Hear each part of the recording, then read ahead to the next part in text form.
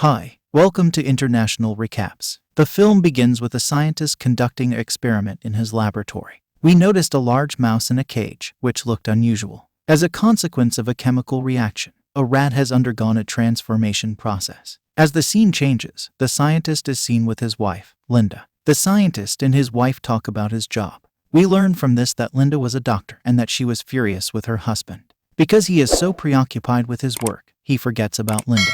Meanwhile, Linda receives a call from the hospital, requiring her to leave. Her husband goes into the lab after she has left. Because his laboratory was near his house, he was surprised when he arrived because the mouse was not in the cage. He is shocked and takes the rifle from the drawer. Suddenly, the rat appeared. Its shape was similar to that of a human. After putting away his gun, the scientist tries to relax him. Because the rat appeared to be rather aggressive, the rat attacks him and kills him mercilessly. The scene turns to a couple, and the husband's name is Alan. He's a geologist, but their relationship wasn't going well. As a result, she divorced Alan and relocated there. Later, Alan arrives at Linda's house with his assistant, Julie, the place of her husband's death. They were summoned by the police to assist them in their investigation. A female sergeant claims that she does not believe this scientist was killed by a human. The senior officer says that according to Linda, when she returned from the hospital, she learns about her husband's death. After hearing this, they arrive at the scientist's lab. They discover the scientist's dead body. After horribly eating it,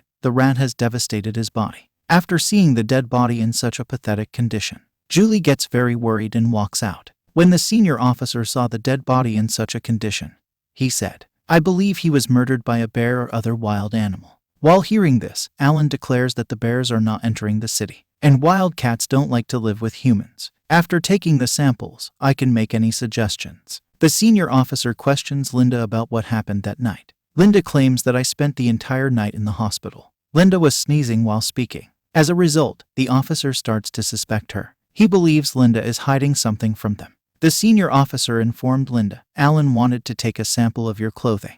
Linda consents to providing the samples. After giving her the card, the senior officer says to Linda, "Please call if you have any other information." Alan informs the senior officer that he believes Linda is shocked by her husband's death. "I don't believe she has anything to hide from us." The senior officer said, "I noticed several scattered files near the scientist's dead body at the crime scene. This raises the possibility that Linda rummaged through those files in search of something. She is undoubtedly hiding something from us." In the following scene, a girl brings trash to the trash can. She heard a strange noise coming from behind her. When she glances behind, she notices the huge rat. The young lady makes numerous attempts to escape, but she falls down while running. The rat attacks her and ends her life in a brutal way. Linda phones Alan at night and informs him that she has information about the case. Alan came to her house. Linda takes Alan to the lab. She informs him that when she arrived here that night, she discovered some chemicals. She further claims that my husband has never permitted me to visit this lab.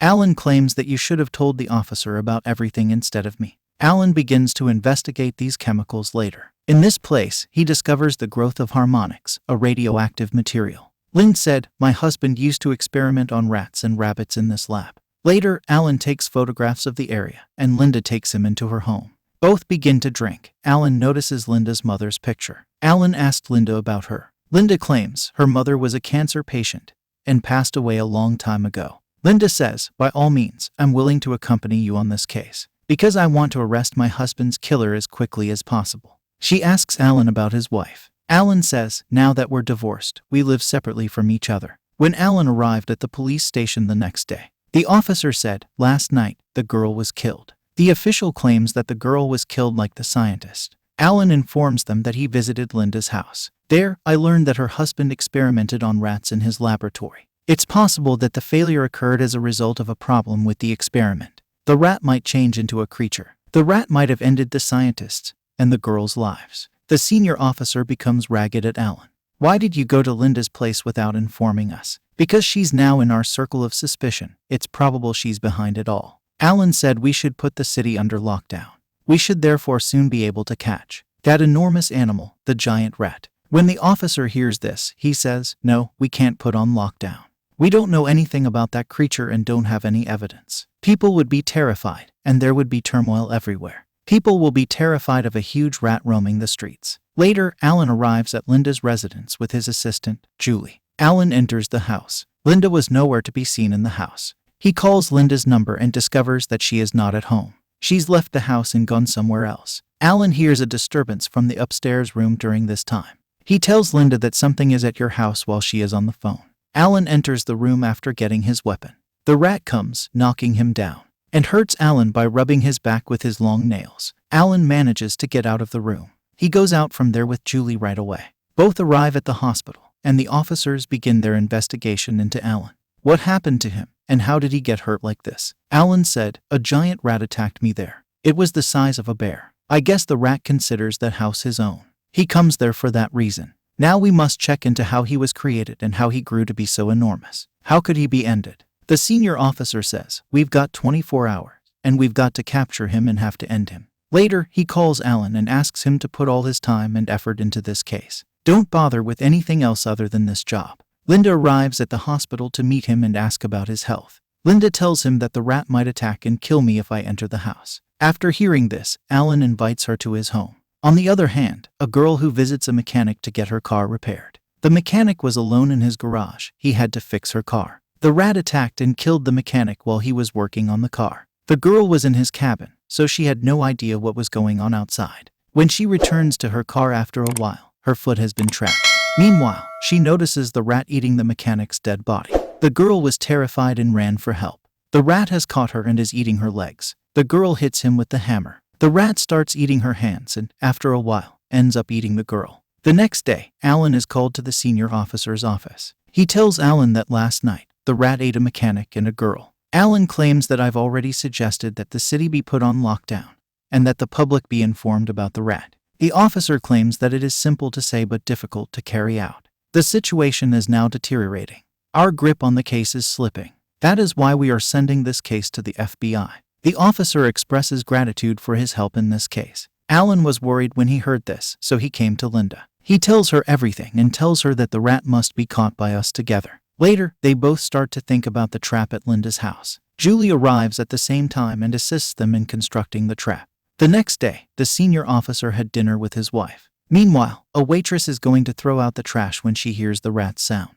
She isn't paying attention to him, and the trash can is full of garbage. While she is grabbing that, a liquid of some sort begins to fall on her hand. As she looked above, she saw the rat. When the waitress sees the rat, she becomes horrified. The rat attacks her. The waitress attempts to call another kitchen waiter, but he is wearing earphones and is unable to hear her. When the waiter looks behind him, he notices a rat. The rat kills him before he can do anything. She takes advantage of the situation and runs away from the kitchen. The rat that followed her reached there and broke her neck, killing her in front of everyone. There was also a senior officer present, and the rat attacked everyone. He ends up preying on a large number of victims, one by one. An old woman walks between them as the senior officer starts to shoot the rat. His bullet accidentally hits her. The lady lost her life, and the officer shot the rat. The bullet has no effect on the rat. The rat attacks the officer and eats his stomach. After some time, the senior officer was killed as well. On the other hand, Alan is preparing a chemical at home to end the rat. Julie goes to her place. Linda begins changing Alan's bandage after he requests it, because she is a doctor. At night, the police came to Linda's house. They greet Alan by saying, "It's great to see you here." They ask him to watch the news on TV, and Alan complies. The reporter claims that a rat-like creature is rumored to be prowling the city. The authorities have decided to shut down the city because he has killed numerous people. The male sergeant asks Alan if he has any ideas for how to put an end to the rat. The officer said, "Our senior officer, who is my friend, was also killed by the rat." And Alan says, "I've made a trap to end him." Alan shows the equipment in the car to the police. There were numerous fighting weapons around, and the officer declares that we would end the rat with a gun, because I want to seek revenge for the loss of my friend. Meanwhile, they hear the sound of a rat, prompting them to rush into the house. Julie arrives to help them. Julie gets a baseball bat from Alan, who tells her to be ready quickly. So Alan goes outside by himself to get the rat's attention. After trapping the rat, he could kill him. Linda stops him from being alone outside the house, but he ignores her and sends her inside. The rat enters the house and begins attacking one by one. The rat dominates them all. The rat holds the officer and throws him. As a result, he passes out, and the rat is now after Julie. Julie arrives to the upper story room after escaping the rat. She locks the room's door. Meanwhile, Alan is listening to the yelling sounds from inside. As a result, he attempts to enter but room is locked. The rat then finds the female sergeant and chases after her. The sergeant comes out of the house through a window. The rat continues to follow her. She reached the lab, and the sergeant entered and began sprinkling acid on the rat. The acid has no effect on him either. The sergeant locks herself in his cage, and the rat starts breaking it down. On the other hand, Julie discovers a file in the residence. She gets shocked when she reads that. On the other hand, the sergeant tried to grab the knife that had been placed near the cage. Then, after being attacked, the rat detaches her arm. Meanwhile, Linda arrives and immediately shoots the rat. These bullets have no effect on the rat.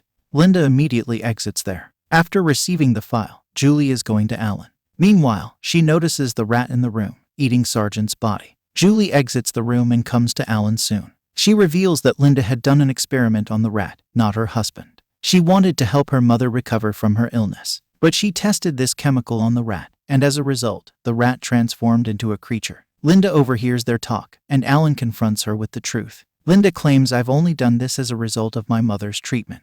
Because I wanted to save her in whatever way I could. Despite my efforts, I was unable to do so. That's why I created an antidote so it won't happen to anyone else as it did to my mother." It is revealed that the antidote ends the growth of cancer cells in the body. The antidote is still missing something, and as a result, the effect became reversed. After a period of decreasing the number of cells begins to increase. This was the reason for the rat's increased size. Linda asks them to go inside the house. "Because I'm going to end the rat by myself." Suddenly, the officer attacks Linda and causes her to pass out. Alan asks Julie and the officer to leave the house. He delivers the chemical in gas form into the room where the rat was. Linda, who has come to end the rat. However, after attacking her, the rat killed her. 3 of them have now escaped from the rat. The chemical causes the rat to grow larger and more dangerous.